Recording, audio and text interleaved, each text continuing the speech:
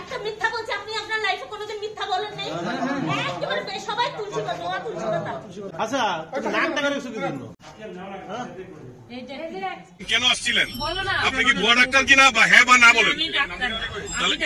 এই গায়ে এইটা পড়ছেন কেন ডাক্তার পরিচয় দিয়ে হ্যাঁ ডাক্তার পরিচয়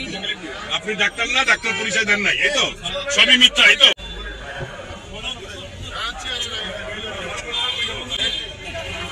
ভাই ওয়ার্কস্টার এই ড্রাইভার কোন এই আপনি চলে যাচ্ছেন আপনার যে ছবি আছে যে ছবিটা আরো দিয়ে না পরিচালক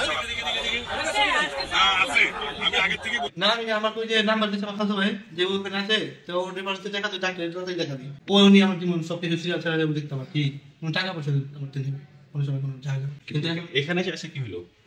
এখানে আসার পরে আমাকে উনি নিয়ে একটা চেম্বারে ডাক্তার আমার সালমাকে দেখছে দেখার পরে আমার সব কিছু লিখে দিয়েছে কিভাবে কি করতে হবে পয়সা দিয়ে নিচে যায় এই চিকিৎসাগুলো করো করার পরে আমার এক সপ্তাহ পর ঘুমাই গেল ওনার সাথে ওনার আলাদা রুমে নিয়ে গেছে অন্য রুমে নিয়ে কথা বললো কথা বলে মনে মনে উনি বলে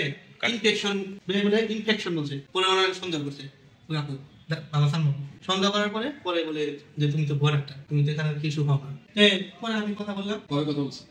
এর আগে আমি এখানে বসে থাকছিলাম আমার উপর আরেকবার হয়েছে এখানে তখন তো ওনার সাথে পরিচয় না ওনার বসে ছিল ওই সময় ওই ডাক্তারের রেকমেন্ড করা হলো এবং আপনার যে আমার সালমাকে যখন অপারেশন করতে তখন মেডিকেল শুরু হয়েছিল সালমা ম্যাডাম অপারেশন দয়া করে সব চিকিৎসা লিখে দিয়েছে পরে ওনার সাথে কথা বলতে সবাই জীবনে যে এই ব্যাপার পরে আমার বলো তুমি যাও তুমি মোটামুটি তুমি চিকিৎসা করো তোমার কোনো ঝামেলা আপনি কোথায় থাকেন আমি জিজ্ঞাসা থাকি না ছিল আমার কেরানীগঞ্জ নাম কি আপনার আমার নাম মোহাম্মদ আরমান স্যার বলো কালেক্ট